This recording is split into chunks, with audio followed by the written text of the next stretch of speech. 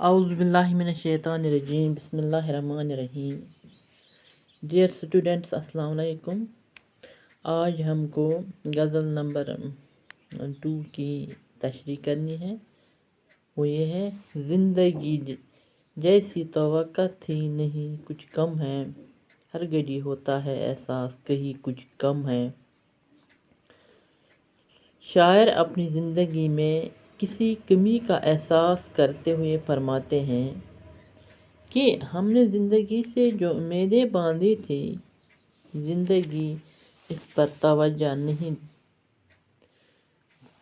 پر پورا نہیں اتری، اس میں کہیں کوئی کمی رہ گئی ہے.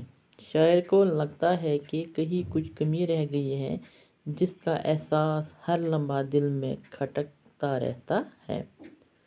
شاعر کو اس بات کا احساس ہمیشہ دل میں کھٹکتا ہے. زندگی کی کسی محرومی کا احساس ہر گھڑی شاعر کو ستاتا رہتا ہے. شعر نمبر 2: گھر کی تعمیر تصور ہی میں ہو سکتی ہے، اپنے نقشے کے مطابق یہ زمین کچھ کم ہے. شاعر فرماتے ہیں کہ اپنا گھر بنانے کے لیے جو نقشہ ہم نے مرتب کیا ہے، اس کے مطابق تو زمین ہی کم نکلی.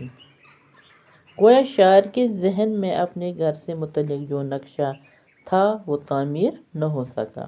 جس قسم کا گھر شاعر چاہتے تھے وہ نہ بن سکا.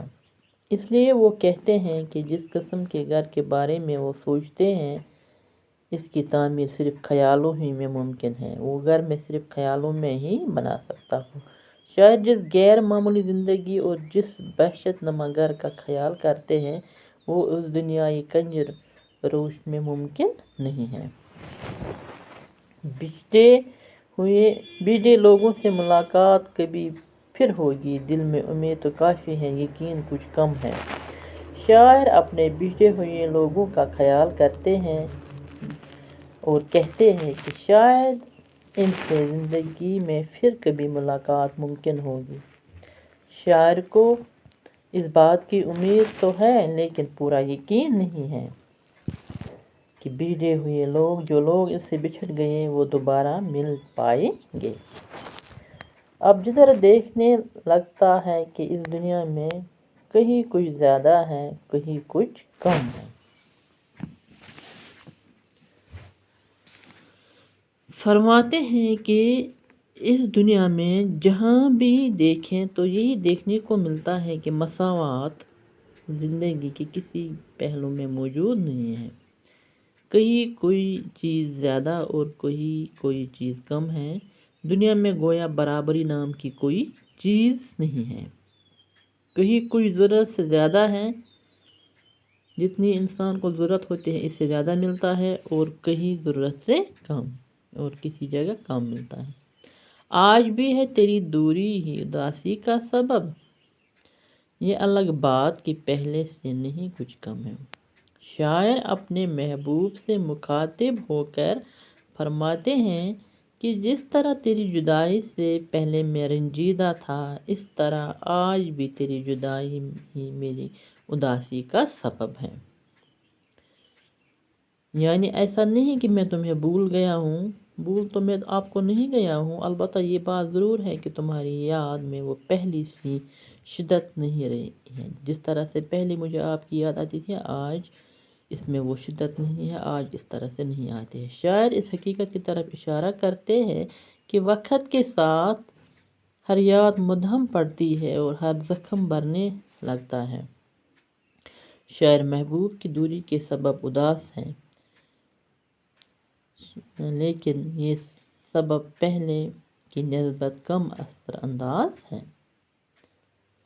اس لیے کہتے ہیں کہ یہ الگ بات ہے کہ پہلے سے نہیں کچھ کم ہے. سوالات ہے اس کے: شہر یار کی زندگی پر ایک نوٹ لکھے. وہ میں نے آپ کو آلریڈی لکھوایا ہے. دوسرا کوشچن: خوابوں کی دنیا میں آباد کرنے کے لیے کیا کرنا ہوگا؟ خوابوں کی دنیا آباد کرنے کے لیے ماضی میں لگے دل کے زخموں کو رفع کرنا ہوگا. دل بہلانے کی صورت کیا ہے؟ دل بہلانے کی صورت یہ ہے کہ بیتی ہوئی خوشگوار باتیں یاد کی جائیں۔ غزل نمبر 2 کے آخری شعر کو پڑھ کر بتائے کہ شاعر کی اداسی کا سبب کیا ہے۔ شاعر کی اداسی کا سبب اس کے محبوب کی یاد ہے۔ درج ذیل لفظوں کو جملوں میں استعمال کیجیے۔ احساس، تصور، یقین، تقاضا، مجرم، زنجیر۔ احساس: مجھے احساس ہے کہ تم نے میری بہت مدد کی ہے۔ یقین: عادل کو میری بات پر یقین ہے۔ تقاضا: مالک مکان نے آج مجھ سے کرایے کا تقاضا کیا۔ مجرم: آج مجرم کو اس کے جرم کی سزا ملی۔ زنجیر: قیدیوں کے پاؤں میں زنجیر ڈالی گئی۔ باقی وسلم۔ اللہ حافظ۔